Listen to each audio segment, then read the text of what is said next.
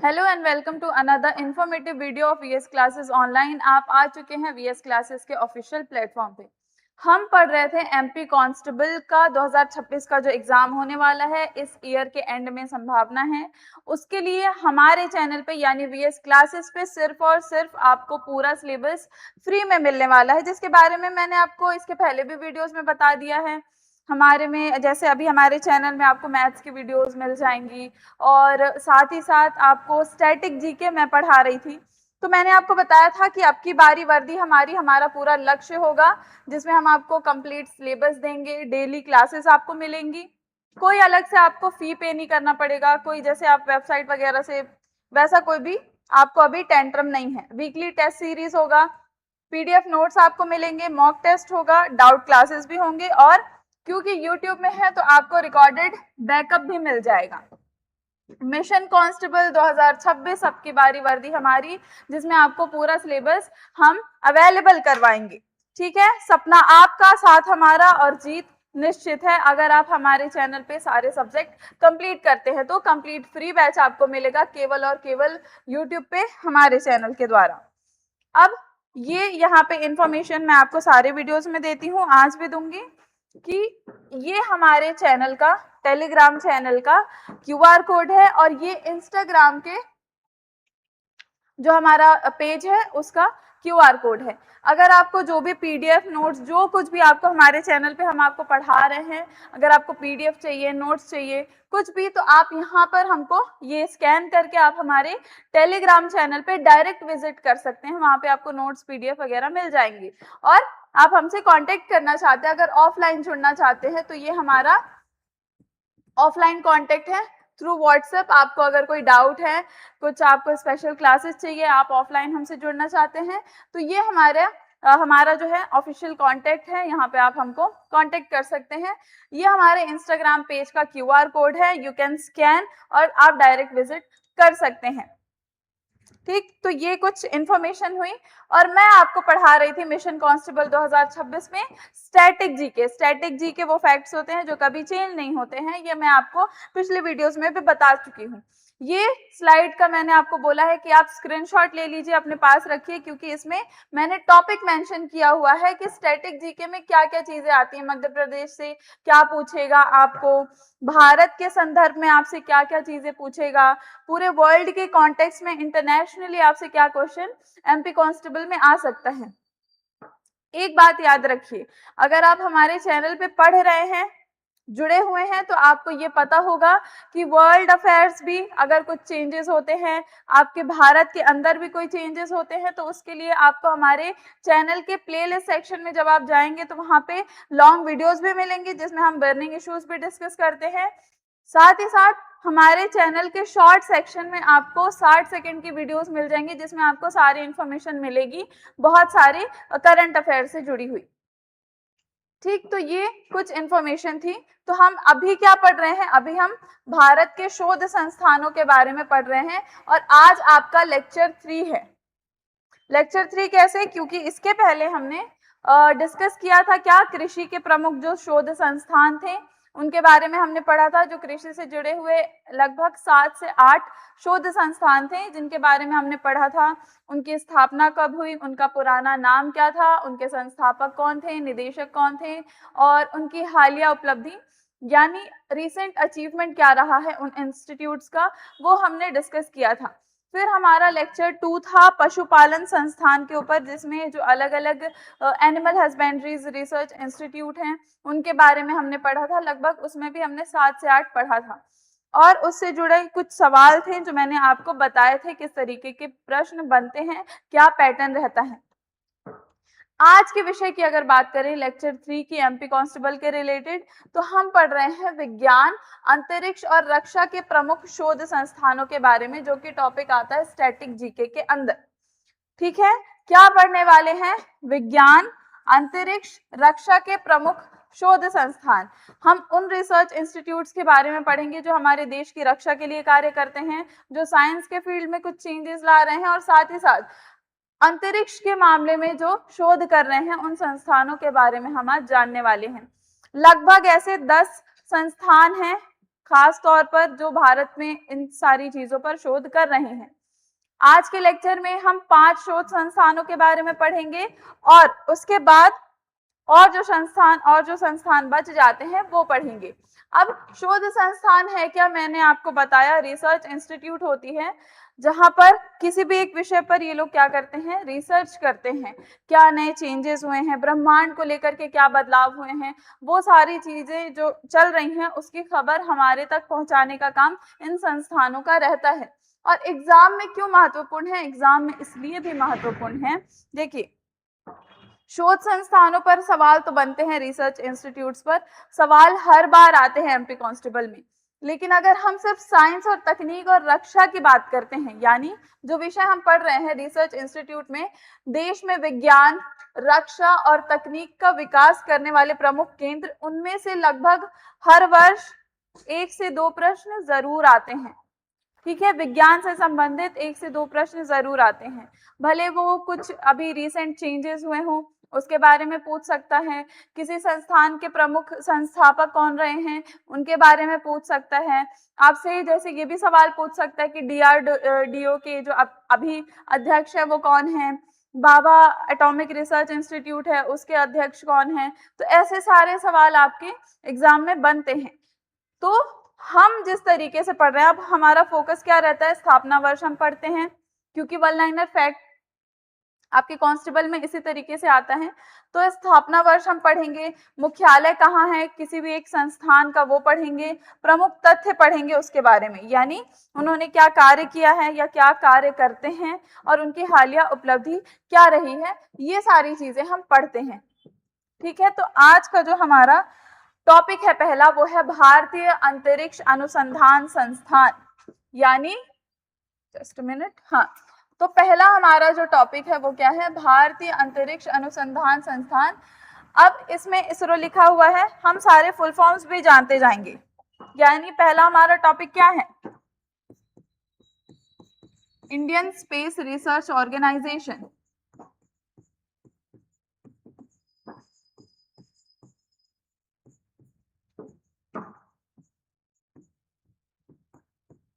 Indian space research organisation के बारे में हम पढ़ रहे हैं, जिसे इसरो बोला जाता है। ठीक है, अब जब ये संस्थान बना था, ठीक है, क्या होगा, यहाँ पर आपको कुछ इंपॉर्टेंट फैक्ट मिलेंगे और यहाँ पर आपको कुछ डिटेल मिलेंगे और इसी तरीके से सारे पेजेस में रहेगा इंफॉर्मेशन। तो इसकी स्थापना कब हुई थी, 15 अगस्त 1962 में हुई थी, लेकिन जब इसकी स्थापना हुई थी, यानी जब हमारे जो संस्थान है भारत का विज्ञान वाले में हम जिसमें पढ़ रहे हैं, जिसमें हमारा पहला कौन सा है, पहला है भारतीय अंतरिक्ष अनुसंधान संस्थान संगठन, यानी इसरो। अब इसकी स्थापना यहाँ पर कब बता रहे हैं, 15 अगस्त 1969 को बता रहे हैं।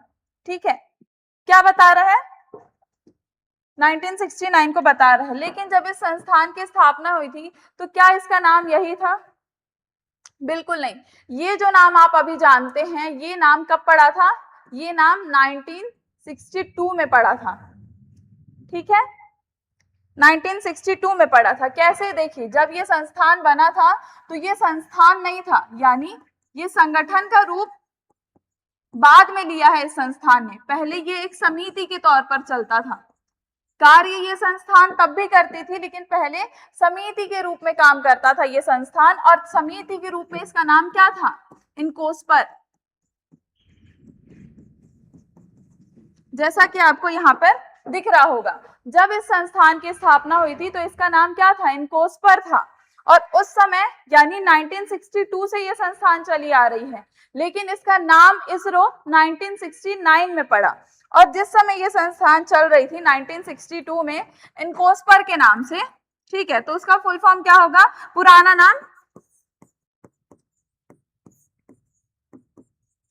नाम क्या है, इनकोस्पर, मैंने आपको बताया।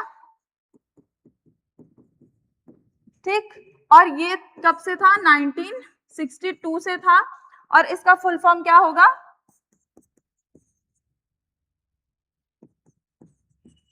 Indian National Committee for Space Research.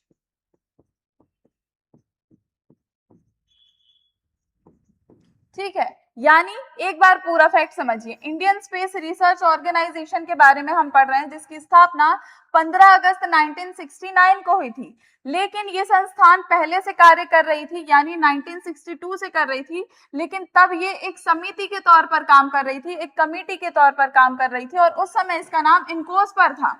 लेकिन इसको संगठन का रूप कब दिया गया? 1969 में दिया गया। INCOSPAR stands for Indian National Committee for Space Research, लेकिन 1969 में इसका नाम इसरो रखा गया, यानी इंडियन स्पेस रिसर्च ऑर्गेनाइजेशन।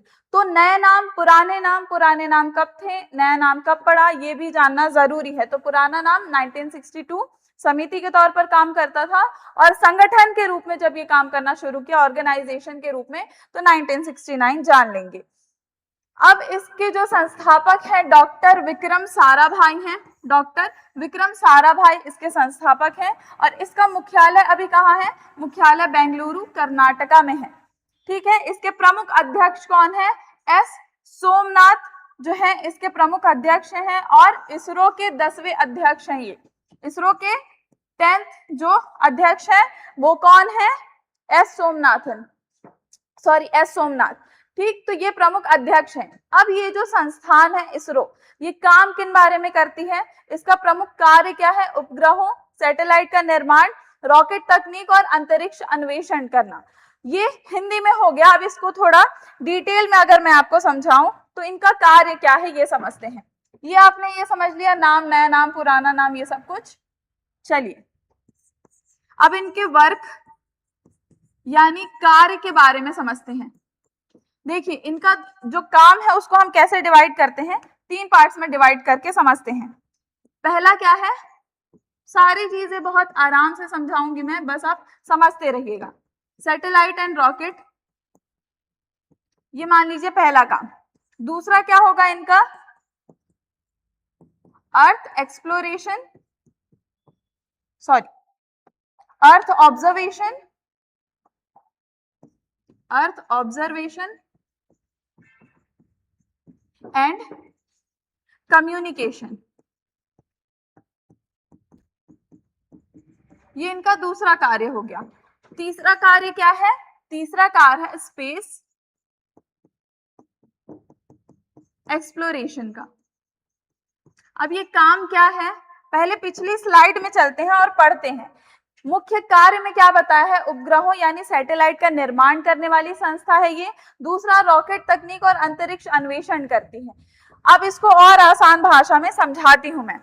इसका कार्य सबसे पहला आता है, जैसे मान लीजिए सवारी होती है, सवारी को बैठा करके ले जाने वाली बस होती है। यहाँ पर ये दोनों सेम उसी एकदम आसान भाषा में समझिए। सैटेलाइट जो है ये अंतरिक्ष में सैटेलाइट जाती है, जिससे हमको अंतरिक्ष की कुछ खबरें जमीन पर मिलती हैं। लेकिन अब ये सैटेलाइट अंतरिक्ष तक पहुंचती कैसे है? Through rocket. अब ये दोनों का निर्माण करने वाली संस्था कौन है? इसरो है। तो पहला काम समझ में आया, सैटेलाइट और रॉकेट बनाती है। सैटेलाइट अंतरिक्ष से हमको बेसिक इंफॉर्मेशन, सारी इंफॉर्मेशन देती है, और सैटेलाइट को ले जाने का काम रॉकेट करता है। ठीक, और इसका निर्माण इसरो करती है। दूसरा कार्य है अर्थ ऑब्जर्वेशन एंड कम्युनिकेशन। ये कैसे? अन्वेषण जो आपने अभी पढ़ा, यानी जैसे आप गूगल मैप्स यूज करते हैं, ठीक है, आप टीवी देखते हैं, मछुआरों को समुद्र में तूफान आने से पहले जो खबर मिलती है, उन सारी चीजों की खबर कैसे पता चलती है? अर्थ ऑब्जर्वेशन के, जो इसरो अर्थ को ऑब्जर्व करते रहता है, वो उसके कारण हमको पता चलता है कि कोई भी घटना कैसे होने वाली है, ये रास्ता किस तरफ जाता है, ये छोटी से बड़ी चीजें सब कुछ इसरो अपनी इस टेक्निक से पता करता है, यानी कम्युनिकेशन और अर्थ को ऑब्जर्व करके पता करता है। ये इनका दूसरा कार्य हुआ।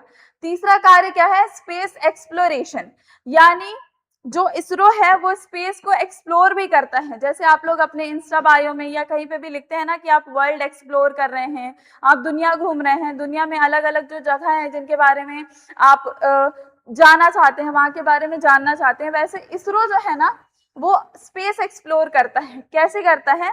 जैसे वो चांद पे क्या ऐसे एक जगह है जो बहुत अभी वहां तक अंधेरा है बहुत ज्यादा, या मंगल ग्रह पर भेजते हैं और वहां से कुछ रहस्यमयी बातें हम तक पहुंचाते हैं, क्या चेंजेस हो रहे हैं अंतरिक्ष में, ठीक है, ब्रह्मांड में क्या बदलाव हो रहे हैं, ये सारी चीजें ये लोग एक्सप्लोर करके पता करते हैं। तो क्या क्या काम हमने देख लिया, स्पेस ये लोग एक्सप्लोर करते हैं, अर्थ ऑब्जर्व करते हैं और सैटेलाइट और रॉकेट बनाते हैं। ये इसरो के कार्य के बारे में आपने जान लिया। अब विशेष तथ्य क्या है, ये मैंने आपको बताया कि इसका नाम पहले इनकोस्पर था, और इनकोस्पर में भी अब दो बातें जानिए।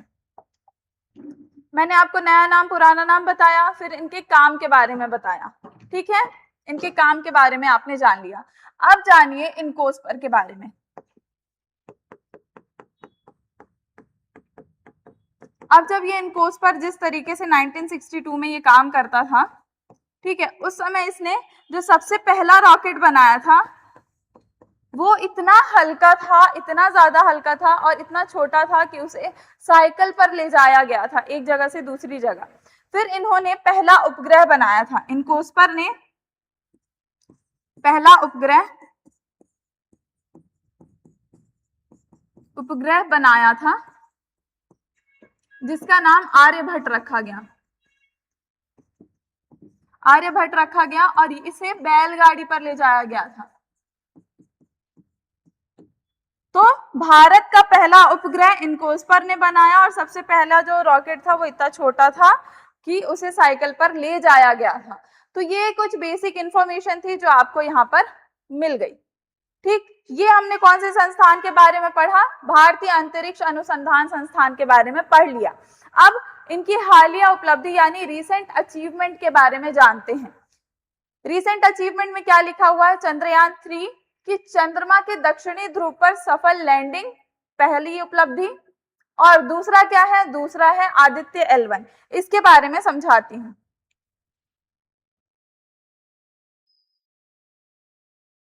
चलिए हालिया उपलब्धि के बारे में जानते हैं।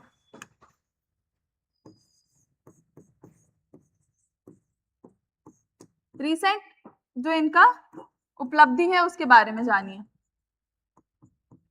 सबसे पहले हमने क्या देखा, चंद्रयान 3। चंद्रयान 3 क्या है, चंद्रयान 3 हमारा सफल एक मिशन है जो सबसे कम लागत में सबसे सफल मिशन रहा है ये हमारा।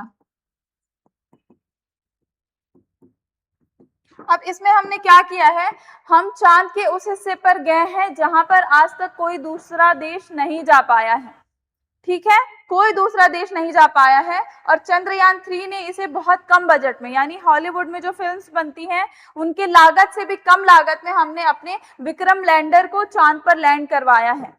अब जिस जगह पर चांद के जिस हिस्से पर विक्रम लैंडर गया उसे हमने क्या नाम दिया, उसे हमने शिव शक्ति पॉइंट बोला।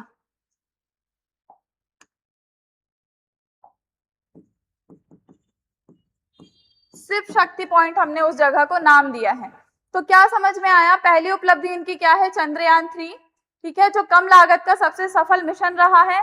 इस मिशन में हमने क्या किया, चांद के उस हिस्से पर गए जहां पर कोई दूसरा देश अब तक नहीं जा पाया है, और जिस जगह पर विक्रम लैंडर ने लैंड किया उस जगह को हमने शिव शक्ति पॉइंट बोला है। ये समझ में आया। अब हमारा दूसरा जो उपलब्धि है, यानी हमारे इसरो का दूसरा जो उपलब्धि है उसको जानिए। दूसरा आदित्य L1। आदित्य L1 ये क्या है, इसे सूर्य मिशन भी बोला गया है। देखिए यहाँ पर क्या लिखा है, चंद्रमा की दक्षिणी ध्रुव पर हम गए जिसको जैसे चंद्रयान 3 के बारे में हमने बात कर रहे थे, इसरो ने भेजा। अब दूसरा जो हमारा है वो है आदित्य L1 जिसे सूर्य मिशन भी बोला गया है। क्या बोला गया है इसे, सूर्य मिशन। इसे हम एक और नाम दे सकते हैं, क्या नाम दे सकते हैं, पृथ्वी का दूरबीन।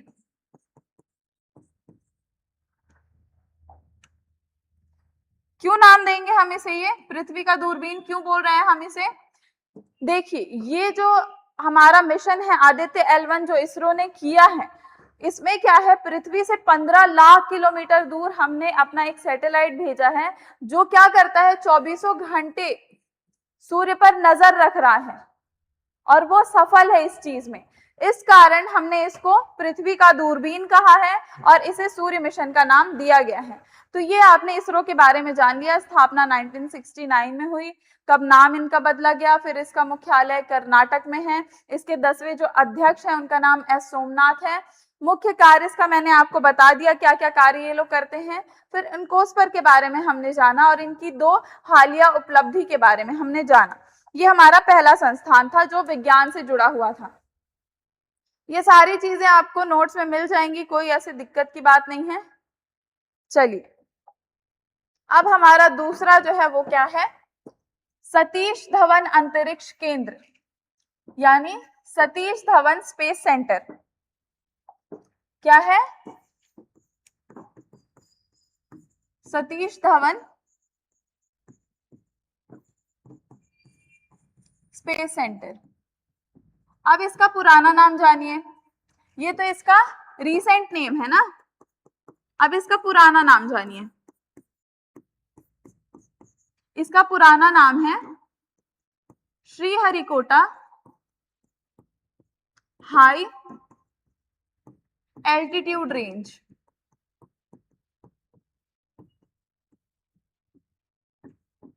अब यहां पे आपको क्या दिखा रहा है,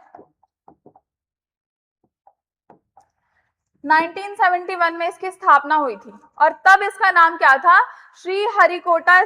इसका पुराना नाम क्या था, सतीश धवन, यानी श्रीहरिकोटा में ही है तो श्रीहरिकोटा हाई एल्टीट्यूड रेंज इसका पुराना नाम था।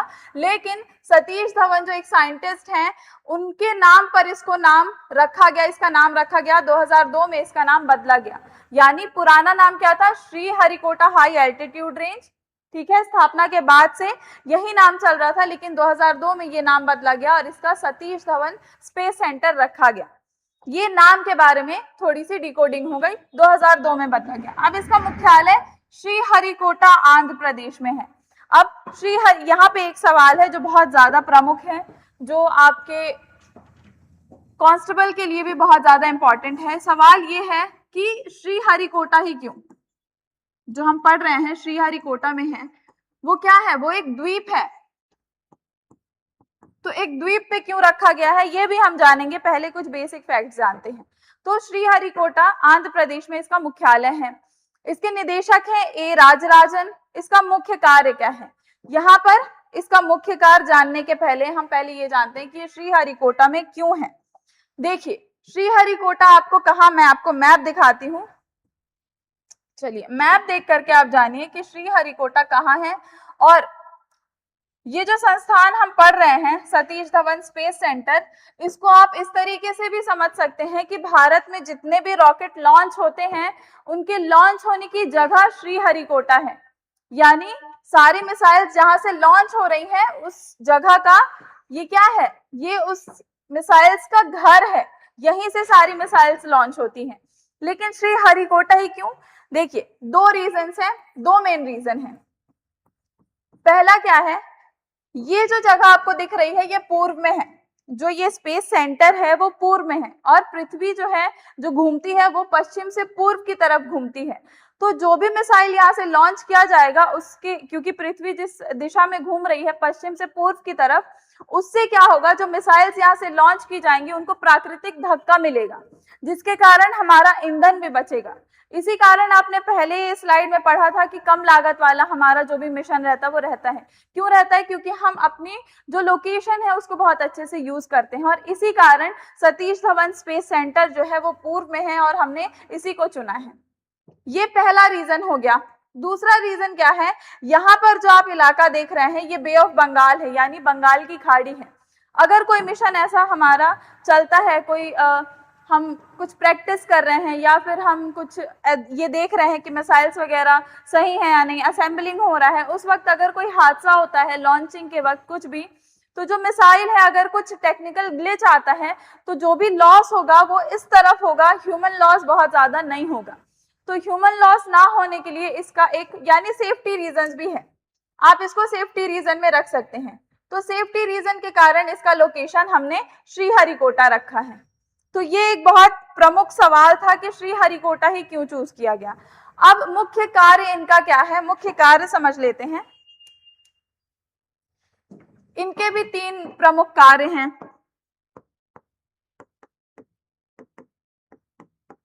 पहला क्या, पहला आप असेंबलिंग रख लीजिए, सब एक्सप्लेन करूंगी। असेंबलिंग, ठीक है। फिर आ जाइए लॉन्चिंग पैड, और तीसरा है ट्रैकिंग। वो ट्रैकिंग वाला ट्रैकिंग नहीं, ट्रैक करने वाला ट्रैकिंग। तो पहला काम मैंने आपको बताया असेंबलिंग, और ये भी बताने के पहले मैंने आपको बताया कि जितनी भी मिसाइल्स लॉन्च होती हैं भारत में, उसका जो प्रमुख केंद्र है वो श्रीहरिकोटा है। तो जो भी मिसाइल्स यहाँ पर आती हैं वो बनी बनाई नहीं आती हैं, सारी मिसाइल्स पार्ट्स में आती हैं और उसको यहाँ पर असेंबल किया जाता है लॉन्च करने के लिए। यानी पूरी तरीके से उसको टेक्निकल तरीके से किस सीक्वेंस में लगाना है, वो असेंबलिंग का काम श्रीहरिकोटा में होता है। दूसरा लॉन्चिंग पैड है, यहाँ पे बहुत बड़े बड़े लॉन्चिंग पैड बनाए गए हैं जिस पर मिसाइल को खड़ा करके लॉन्च किया जाता है, तो वो भी यहीं पर पाया जाता है और यही काम हमारा स्पेस सेंटर करता है। फिर ट्रैकिंग का काम, जब मिसाइल लॉन्च हो गई तो वो सही दिशा में जा रही है या नहीं, ये सारी चीजें ट्रैक करता है हमारा श्रीहरिकोटा का जो स्पेस सेंटर है। तो ये 3 प्रमुख कार्य थे जिनके बारे में मैंने आपको बताया, ठीक। ये इनके कार्य के बारे में हो गया। PSLV, GSLV, LVM-3, ये सारे लॉन्च करने का प्रमुख केंद्र हमारा श्रीहरिकोटा ही रहा है और भारत के श्रीहरिकोटा से ही होता है। अब विशेष तथ्य पर आ जाते हैं जो मैंने आपको बता दिया है। यह एक, जैसे ये द्वीप है आपको मैंने बताया, तो यहाँ गति के कारण यहाँ से रॉकेट लॉन्चिंग आसान होती है, ईंधन बचता है, जिसके कारण हमने श्रीहरिकोटा को चुना है, हमने यानी इस स्पेस सेंटर ने। अब हालिया उपलब्धि में आ जाते हैं। हालिया उपलब्धि में इन्होंने एक नया मिसाइल लॉन्च किया है जिसमें एक्सपोसैट और इनसैट 3DS उपग्रहों का सफल प्रक्षेपण हुआ है। ये 2 उपग्रह हैं जिनका सफल प्रक्षेपण अभी हो चुका है। ये इनकी हालिया उपलब्धि हो गई। तो हमने दूसरा जो हमारा स्पेस सेंटर है उसके बारे में भी पढ़ लिया। उसका नया नाम 1971 में ये बना था और इसका नया नाम 2002 में रखा गया। क्यों श्रीहरिकोटा चूज किया गया हमने वो देख लिया और इनके 3 प्रमुख कार्यों के बारे में भी जान लिया। अब आ जाते हैं हमारे अगले स्पेस सेंटर यानी हमारे अगले इंस्टीट्यूट की तरफ। तीसरा है भाभा परमाणु अनुसंधान केंद्र यानी भाभा एटॉमिक रिसर्च सेंटर के बारे में जानते हैं। इसकी स्थापना 3 जनवरी 1954 को हुई थी, ठीक है। अब ये जब बना था तो क्या इसका नाम यही था? देखते हैं इसका मुख्यालय कहाँ है? ट्रॉम्बे मुंबई में है, महाराष्ट्र में। तो ये जब बना था तो इस समय, चलिए किसके बारे में हम पढ़ रहे हैं? हम पढ़ रहे हैं भाभा एटॉमिक रिसर्च सेंटर के बारे में, यानी बार्क के बारे में, जिसका पुराना नाम था AEET, ठीक है। अब इसका फुल फॉर्म जान लीजिए। इसका फुल फॉर्म है एटॉमिक एनर्जी एस्टैब्लिशमेंट ट्रॉम्बे। अब यहाँ पर देखिए मैंने आपको ये भाभा एटॉमिक रिसर्च सेंटर, जिसका पुराना नाम क्या है लिख देती हूँ यहाँ पर।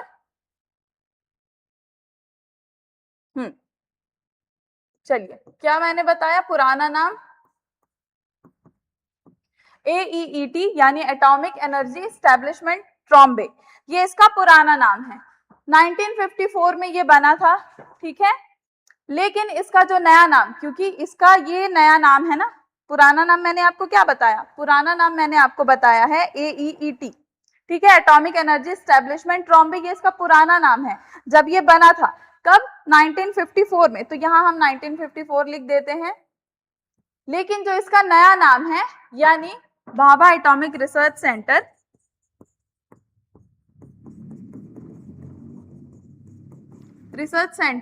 ये 1966 में ये नाम पड़ा था। क्यों पड़ा था? जो मशहूर साइंटिस्ट हैं डॉक्टर होमी जहांगीर भाभा, उनके नाम पर इस सेंटर का नाम चेंज किया गया था 1966 में उनके निधन के बाद। यानी क्या मैंने बताया, पुराना जो काम करता था एटॉमिक एनर्जी एस्टेब्लिशमेंट 1954 में इसको एस्टेब्लिश किया गया था, जिसका नया नाम भाभा एटॉमिक रिसर्च सेंटर किया गया, 1966 में किया गया। क्यों किया गया? जो हमारे मशहूर साइंटिस्ट होमी जहांगीर भाभा थे, उनके निधन के बाद 1966 में ये इसका नाम चेंज करके ये रखा गया। और जो डॉक्टर जहांगीर थे, यानी जो डॉक्टर भाभा थे, वो भारतीय परमाणु कार्यक्रम के जनक माने जाते हैं। ठीक है, क्या जाने जाते हैं? भारतीय परमाणु कार्यक्रम के जनक माने जाते हैं। तो ये हमने भाभा का जो मुख्यालय है उसके बारे में, पुराने नाम के बारे में जाना। अब इसके निदेशक कौन है? विवेक भासिन अभी इसके निदेशक हैं। और इसका मुख्य कार्य क्या है? परमाणु ऊर्जा यानी न्यूक्लियर एनर्जी पर ये लोग शोध करते हैं और बिजली, और उसी से बिजली, दवाइयों में परमाणु का शांतिपूर्ण उपयोग करते हैं। यानी न्यूक्लियर का हम सिर्फ बम बनाने में नहीं यूज होता है, ठीक है, और वो बम भी सेफ्टी रीजंस के लिए, कंट्री के लिए यूज होता है, ठीक है, लेकिन इसी परमाणु ऊर्जा का यानी न्यूक्लियर एनर्जी का बार देखिए, कार्य देख लेते हैं। इनका वर्ग देख लेते हैं। ये लोग क्या करते हैं? न्यूक्लियर एनर्जी से 3 काम आप यहां पर समझिए, कैसे ये लोग क्या करते हैं। सबसे पहला, दवाइयों का निर्माण करते हैं। आप सोचिए कितनी उन्नत तकनीक है, न्यूक्लियर एनर्जी का यूज करके दवाइयों का निर्माण हो रहा है यहां पर। दूसरा, हम क्या करते हैं? बिजली बनाना। फिर तीसरा हमारा आ जाता है खेती को बेहतर करना। अब यहाँ पर मैंने आपको भाभा एटॉमिक रिसर्च सेंटर के 3 मुख्य काम मैंने आपको बताए, ठीक है। न्यूक्लियर एनर्जी का यूज करके ये लोग दवाइयों का निर्माण करते हैं। यहाँ पर आप देखिएगा, सबसे इनकी हालिया उपलब्धि जो रही है वो इसका प्रमाण है कि वो लोग दवाइयों में न्यूक्लियर एनर्जी का किस तरीके से यूज करते हैं। रेडियो आइसोटोप नामक एक तकनीक है जो क्या करती है, जो भी कैंसर की गांठ होती है उसको जड़ से खत्म कर देती है। यानी कैंसर की बीमारी का इलाज भी इस इंस्टीट्यूट के द्वारा किया जाता है, यानी उसके लिए दवाइयां बनाई जाती हैं। यानी रीसेंट अचीवमेंट भी आपने देख लिया और कार्य भी देख लिया। रीसेंट अचीवमेंट क्या है? रेडियो आइसोटोप नामक एक तकनीक है जिसका इस्तेमाल करके कैंसर की जो गांठ होती है उसको जड़ से खत्म करने का इन्होंने तकनीक ढूंढा है। तो ये पहली चीज हुई। दूसरा, बिजली बनाना। हमारे देश को इस संस्थान ने इस तरीके से मदद की है कि ये क्या करेगा, भारत को आत्मनिर्भर बनाएगा बिजली के मामले में कई सालों तक के लिए, और इस पर भी ये शोध करते हैं। फिर आता है खेती को बेहतर करना। अब खेती को बेहतर करने से रिलेटेड यहाँ पे बात आई है तो ये समझ लीजिए, इस संस्थान ने 50 से ज्यादा दालों की, मूंगफली की और चावल की किस्म विकसित की है जो अधिक पैदावार दे सकती है। यानी 50 से ज्यादा ऐसी किस्में विकसित की है भाभा एटॉमिक रिसर्च सेंटर ने जो क्या करेगी, ज्यादा पैदावार देगी। ठीक है, तो ये इनके प्रमुख कार्य में हो गया और हमने इनकी हालिया उपलब्धि भी देख ली। हालिया उपलब्धि में क्या, आइसोटोप, रेडियो आइसोटोप है, ये इनका हो गया। भाभा परमाणु अनुसंधान केंद्र के बारे में हमने जान लिया। अब धीरे धीरे सारी चीजें समझते जाइए, जो भी एक्स्ट्रा फैक्ट है वो भी मैं आपको लिखवाते जा रही हूं। जैसे आपने इसके बारे में जाना, फिर हमने श्रीहरिकोटा के बारे में जाना, ठीक है। अब आगे बढ़ते हैं।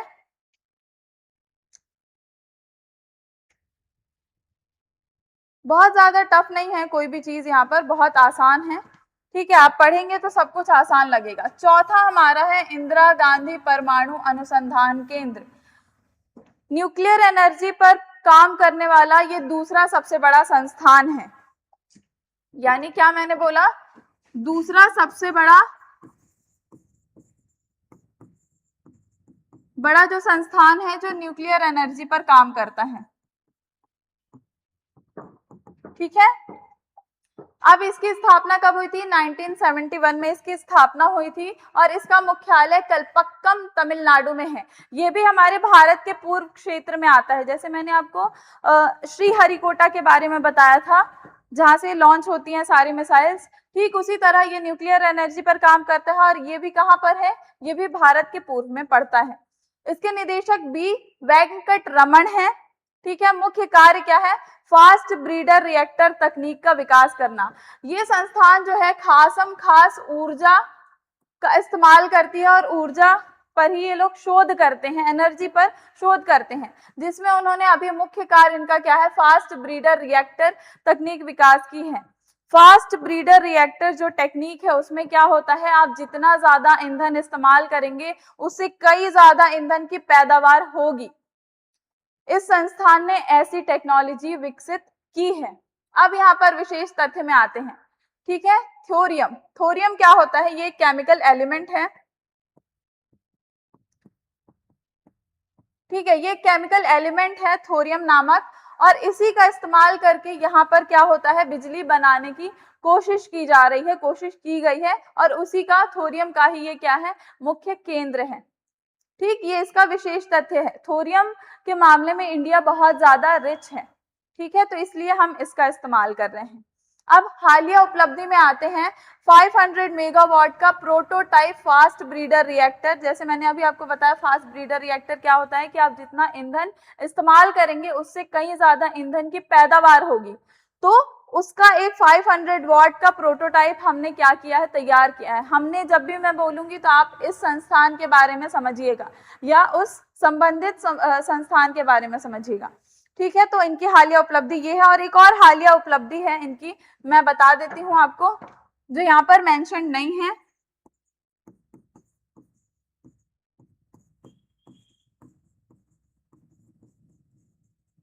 क्या है? न्यूक्लियर वेस्ट जो है उसको इस्तेमाल करने की, यानी न्यूक्लियर वेस्ट जो निकला है उसको दोबारा इस्तेमाल करने की तकनीक इस संस्थान ने बनाई है। दोबारा आप क्या कर सकते हैं? रीयूज कर सकते हैं न्यूक्लियर वेस्ट को, और ऐसी तकनीक विकसित की है इंदिरा गांधी परमाणु अनुसंधान केंद्र ने। ये आपका हो गया। अच्छा, यहाँ पे पुराना नाम मैंने नहीं बताया। ठीक है, 1971 में इसकी स्थापना हुई और उस समय इसका नाम क्या था?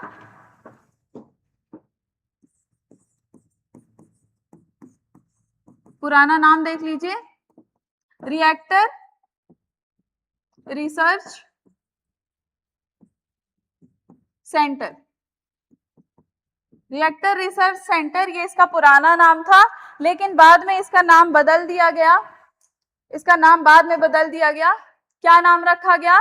इंदिरा गांधी परमाणु अनुसंधान केंद्र। क्यों ये नाम रखा गया? राजीव गांधी ने अपनी पूजनीय मां के सम्मान में इस संस्थान का नाम रिएक्टर रिसर्च सेंटर से बदल करके IGCAR रख दिया। यहाँ पर हमने स्थापना पढ़ ली, मुख्यालय पढ़ लिया, निदेशक को जान लिया, मुख्य कार्य जो थे उसको भी एक्सप्लेन कर दिया, विशेष तथ्य थोरियम था, और हालिया उपलब्धि में मैंने आपको दो बताए हैं। एक आपको यहाँ पर लिखा हुआ है, दूसरा मैंने यहाँ पर मेंशन किया हुआ है। चलिए आगे बढ़ जाते हैं। हाँ, न्यूक्लियर वेस्ट का इस्तेमाल करके बनाना। अब हमारा जो आज का आखिरी है वो है पांचवा, रक्षा अनुसंधान एवं विकास संगठन, यानी defence research and development organisation. यहां पर लिख देती हूं, defence research and development organisation.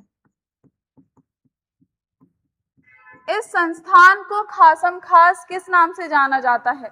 इस संस्थान को सीमा पे रक्षा करना और सीमा की रक्षा करने के लिए लोहे के हाथ के नाम से जाना जाता है, DRDO को।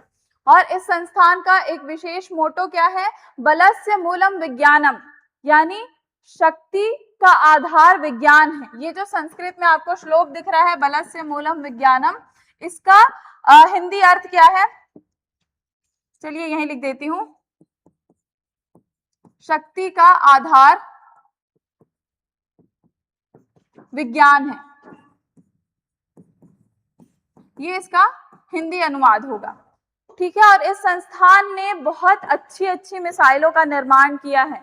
जिसमें आप पृथ्वी, अग्नि, आकाश, ये सारे नाम तो आपने सुने ही होंगे। तो DRDO, जिसका फुल फॉर्म है defence research and development organisation, हमारे सीमा पे हमारे भारत की सीमा की पूरी तरीके से अच्छे से ये रक्षा करता है और इसलिए इसको लोहे के हाथ बोला जाता है, जिसकी स्थापना 1958 में हुई थी, जिसका मुख्यालय इस वक्त नई दिल्ली में है, जिसके प्रमुख या अध्यक्ष डॉक्टर समीर वी कामत हैं। इस संस्थान का मुख्य काम क्या है, यानी काम क्या करती है ये संस्थान, नाम में तो आपको दिख ही रहा होगा, डिफेंस पर रिसर्च करती है और डेवलपमेंट ऑर्गेनाइजेशन है। तो ये क्या करती है, सेना के लिए हथियार, मिसाइल और रडार बनाने का काम करती है। इसको और आसान भाषा में अगर आपको समझना हो और याद करना हो तो उसके लिए आप यहाँ पर 3M की तरह याद कर सकते हैं इसको। 3M यानी मिसाइल, मशीन और मटेरियल। इन तीनों पर शोध करती है और इन तीनों पर ही ये संस्थान DRDO काम करती है। अब मिसाइल में क्या होगा, जो भी आपने फेमस मिसाइल्स के नाम आज तक भारत में सुने होंगे, आकाश, पृथ्वी, नाग, त्रिशूल, इन सारे मिसाइलों का निर्माण इस संस्थान में हुआ है और दुश्मन के छक्के छुड़ा दिए इन मिसाइलों ने। फिर दूसरा जो हमारा M है मशीन, ये क्या करती है, ऐसी टेक्निक बनाती है, जैसे मशीन में आप क्या समझ सकते हैं, लॉन्चिंग पैड वगैरह रख सकते हैं, या फिर लड़ाकू टैंकर जो हैं, लड़ाकू टैंक जो हैं, उन सारी चीजों का भी निर्माण, उन मशीनों का, उन गाड़ियों का निर्माण भी DRDO में किया जाता है, क्योंकि किस तरीके से रक्षक बनाना है किसी मशीन को, ये तकनीक DRDO ही समझ सकते हैं, तो उनका निर्माण भी यहीं पर होता है। तीसरा M जो है वो क्या है, मटेरियल।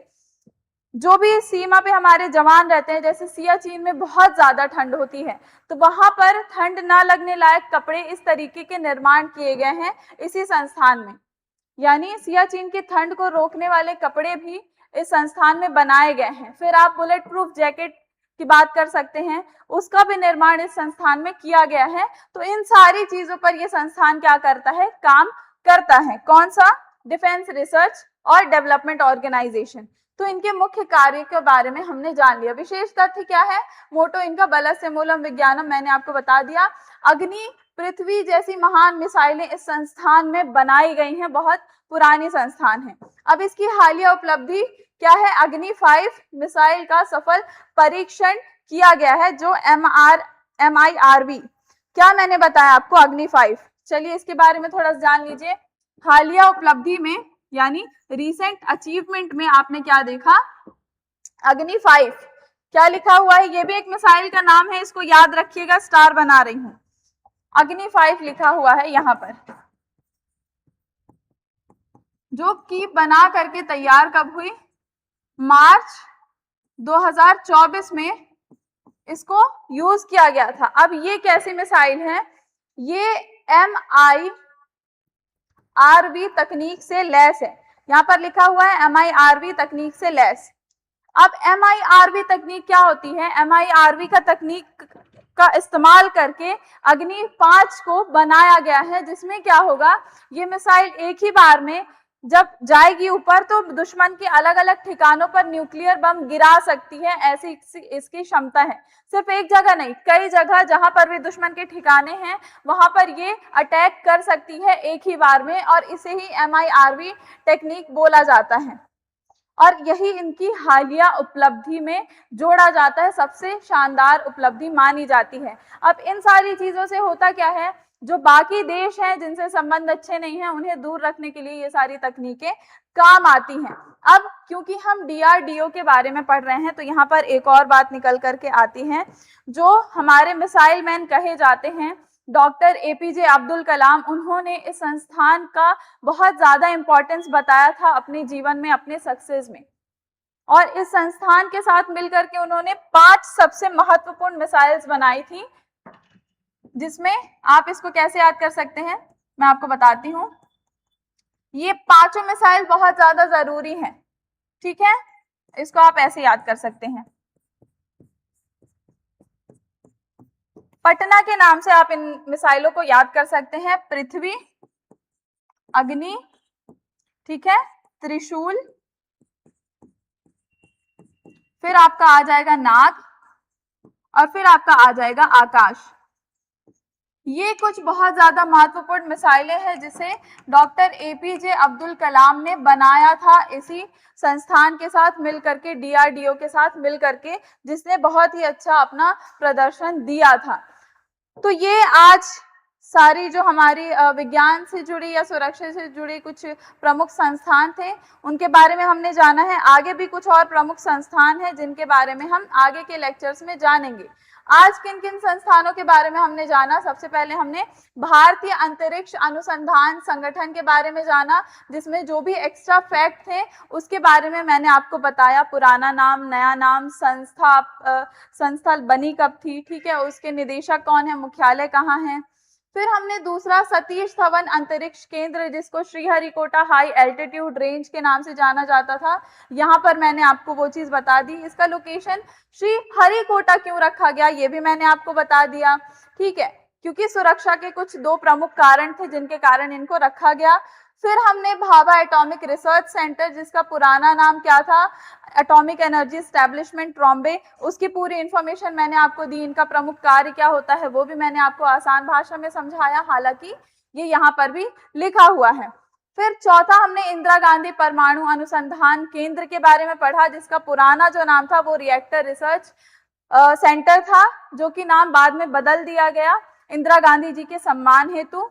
फिर हमने क्या पढ़ा? फिर हमने हमारी जो पांचवी संस्था है DRDO, defence research and development organisation, जिसका इंपॉर्टेंस बहुत ज्यादा बताते हैं हमारे मिसाइल मैन, बताया करते थे अपने सक्सेस करियर में, ठीक है। तो ये कुछ प्रमुख संस्थान थे जो एमपी कांस्टेबल में आ सकते हैं, और एक क्विक रिकैप भी हो गया। अब आपकी जिम्मेदारी ये है कि आपको प्रॉपर पढ़ना है, और जो भी प्रैक्टिस सेट आपको मिलते जाते हैं आप वो लगाते रहिएगा और पढ़ते रहिएगा। हमारे साथ सारी चीजें फ्री में मिल रही हैं। तो 2026 का लक्ष्य क्या है? आपकी बारी वर्दी हमारी। बने रहिएगा, आगे के सारे लेक्चर्स में इसी तरीके से आपको पूरी इंफॉर्मेशन एक जगह पर मिल जाएगी। यहाँ पर आप लेक्चर देख रहे होंगे तो आपको समझ में आ रहा होगा कि आपको यहाँ पर सिर्फ वन लाइनर फैक्ट नहीं, उसके साथ जो भी एक्स्ट्रा इंफॉर्मेशन है, करंट अफेयर है आपका, वो भी कवर होते जा रहा है इन संस्थानों के साथ, ठीक है।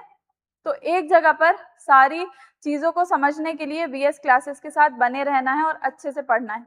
आपकी बारी वर्दी हमारी। मिलते हैं अगले लेक्चर में। बहुत बहुत धन्यवाद।